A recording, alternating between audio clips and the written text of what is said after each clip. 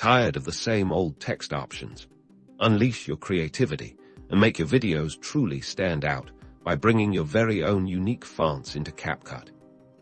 The first step is to ensure your custom font file is readily accessible on your device for this tutorial.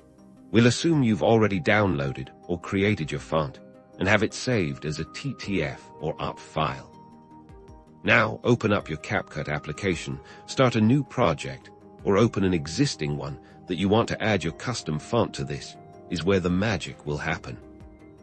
Once you're in your project, it's time to add some text. Tap on the text option in the toolbar, and then select Add Text.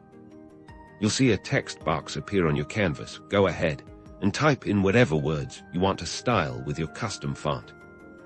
Now, with your text layer selected, look for the Font option in the editing panel. Tap on it to open the font selection menu.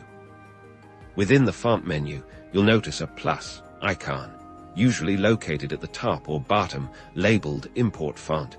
This is your gateway to your own typography.